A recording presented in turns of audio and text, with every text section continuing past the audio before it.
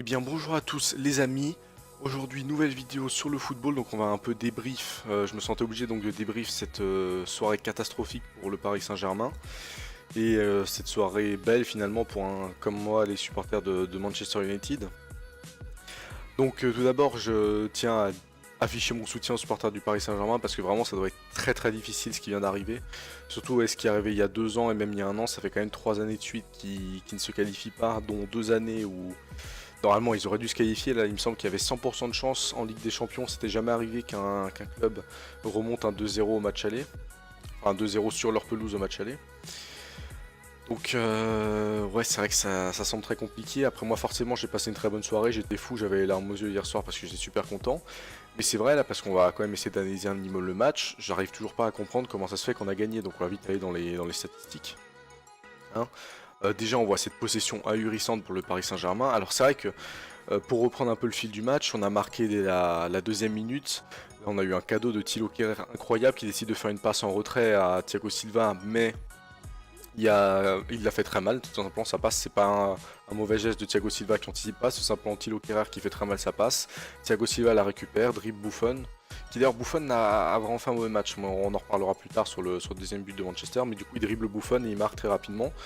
Et le fait qu'il y ait un 0 très rapidement, déjà, ça sentait pas bon pour le Paris Saint-Germain et je me suis dit, il peut y avoir quelque chose. Mais, où j'ai commencé à me dire, ah ben c'est foutu, c'est pendant jusqu'à la 30e minute, t'as le Paris Saint-Germain, ils ont quand même eu 80% de possession, ils avaient tout le temps la balle, ils ont mis un but en plus avec Bernat sur une passe décisive de Kylian Mbappé. Je me suis dit, on va s'en prendre 4-5, ça va être foutu, on va perdre le match 4-1, voilà, c'est terminé.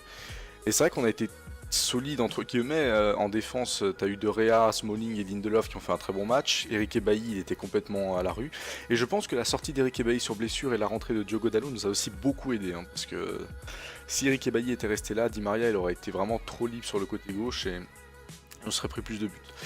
Et c'est vrai que là je pensais vraiment plus qu'on pouvait le faire et au moment où on a eu la première fois une petite action et où Rashford a frappé de loin, je me suis dit pourquoi il frappe de loin, ça sert strictement à rien. Et là, on a Buffon qui fait le deuxième cadeau finalement du Paris Saint-Germain. Il relâche totalement la balle. Et ben voilà, deuxième but de Lukaku, ça fait 2-1 à la mi-temps. Et là, quand il y a 2-1 à la mi-temps, tu te dis, quand tu es supporter Manchester United, waouh, qu'est-ce qui se passe? Qu'est-ce qui s'est passé? On était totalement dominé. On a fait 2 frappes sur 2 cadeaux. On a marqué 2 buts. C'est exceptionnel. On peut le voir, tout simplement. On a eu en tout le Manchester a eu 5 tirs. Le tir de main de Rashford, on peut quand même limiter les tirs parce que c'était vraiment pas un tir dangereux, même s'il y a une trajectoire flottante, Buffon doit mieux la gérer. Finalement, en 4 tirs, et les tirs à bout portant de Lukaku, est-ce qu'on peut les compter? Donc finalement, il n'y a eu que 2 tirs dans le jeu qui n'étaient pas si dangereux que ça par rapport aux 12 tirs du Paris Saint-Germain. Et surtout, regardez, 0 tir cadré. C'était quand même incroyable. Tout simplement parce que c'était des tirs qui étaient peut-être attirés sur le poteau, mais même le tir de Diogo Dalot à la fin qui a donné le penalty, il n'était pas cadré. Donc voilà. Donc, maintenant, si on parle un peu de la deuxième période, un peu brièvement, il s'est pas passé grand chose. Le Paris Saint-Germain a contrôlé le match et eu la balle pendant tout le temps finalement. Ils ont failli marquer un ou deux buts. Et derrière, on a eu à la 90e minute, quand j'avais personnellement plus d'espoir et je pense que les supporters parisiens pensaient être qualifiés, une frappe, il me semble, de Diogo Dalot toujours, et une déviation du bras donc de Kipembe. Donc là, je vais vous retrouver tout de suite. Je vais vite prendre l'image pour donner mon avis sur cette main. Donc voilà, j'ai retrouvé l'image avec la main. Alors, juste pour donner mon avis, pour moi, il y a penalty et c'est à ça que doit servir la VAR. Donc je sais qu'il y a beaucoup de gens qui ont râlé sur le fait qu'il donne un penalty parce qu'il est de dos, parce que la main est involontaire, etc. Donc il faut savoir qu'avant d'être de dos, il saute de face, il regarde où est la trajectoire de la balle et il se met de dos juste pour pas avoir mal. C'est un réflexe naturel pour quand t'es footballeur, pour se la prendre dans le dos. Et c'est vrai que la main est quand même sacrément décollée du corps.